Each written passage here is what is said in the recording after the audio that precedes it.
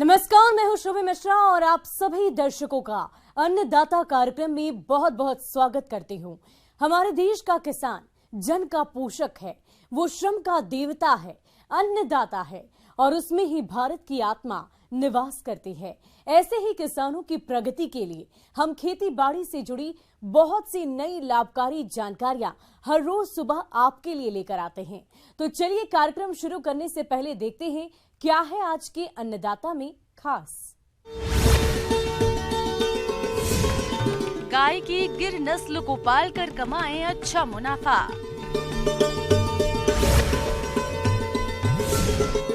Poly house में करेले की खेती से होगा अच्छा मुनाफा। भारत में खेती के साथ साथ पशुपालन करने का प्रचलन पुराने समय से ही चला आ रहा है।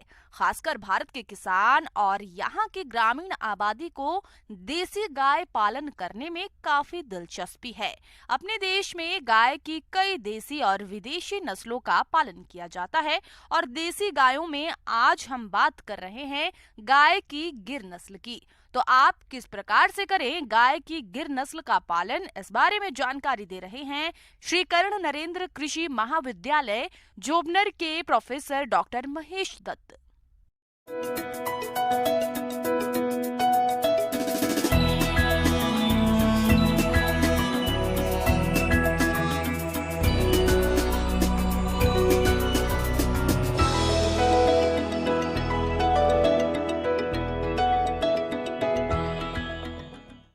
किसान भाइयों, देसी गाय की अगर बात करते हैं तो गिर गाय जो हम यहाँ पर रखते हैं अपने फार्म पर, गिर गाय का एक बहुत बड़ा फ़ायदा ये है कि ये लगातार ज्ञापन होती है, लगातार ब्यात हमें मिलता है।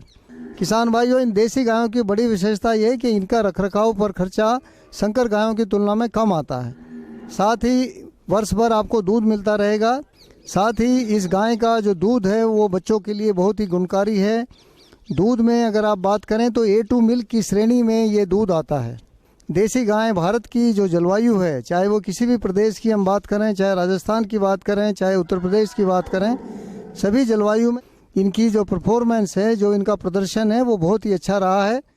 किसान भाइयों, मैं आपको बताऊंगा कि जो गिर गाय है ये देसी नस्ल की एक बहुत ही महत्वपूर्ण गाय है। किसान भाइयों, यदि आप गिर गाय का पालन करना चाहते हैं तो आपको सबसे पहले इस गाय की पहचान के लक्षणों के बारे में जानकारी होना जरूरी है।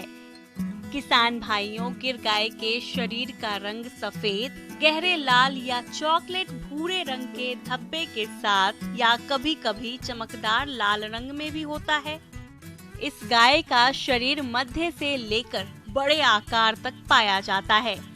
इसके कान काफी लंबे और नीचे की ओर लटके हुए होते हैं। इनका माथा चौड़ा और उत्तल आकार का होता है। साथ ही सींग पीछे की ओर मुड़े रहते हैं। इनके शरीर की त्वचा बहुत ही ढीली और लचीली होती है। मादा गिर गाय का औसत वजन 385 किलोग्राम होता है और ऊंचाई 130 सेंटीमीटर होती है, जबकि नर गिर गाय का औसतन वजन 545 किलोग्राम और ऊंचाई 135 सेंटीमीटर होती है। इस तरह किसान भाइयों, आप इन लक्षणों को ध्यान में रखकर गिर गाय की आसानी से पहचान कर सकते हैं। और इसको थोड़ा सा घूमना फिरना, यानी 1-2 घंटा आप अगर इसको खुले एरिया में घुमा कर लाएंगे, चरा कर लाएंगे, तो आप देखेंगे कि दूध का उत्पादन अधिक होगा।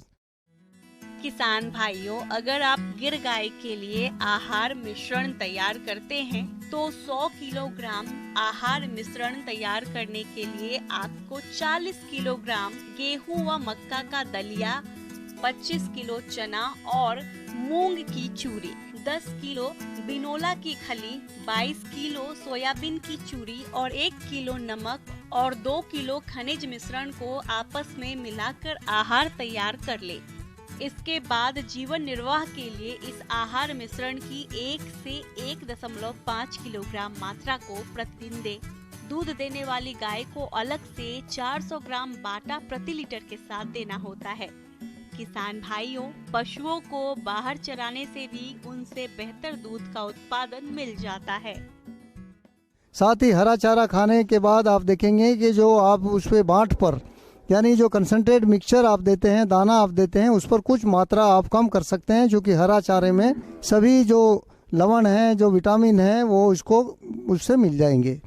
साथ ही आपका जो खर्चा है वो कम हो जाएगा और लाभ का प्रतिशत बढ़ जाएगा। इसलिए किसान भाइयों, आप अपनी एकीकृत कृषि में जैसे मैंने अभी बताया है कि कुछ देसी गायें जरूर रखें, जिससे आपको और अधिक मुनाफा होगा। किसान भाइयों, अब लेते हैं एक छोटा सा ब्रेक।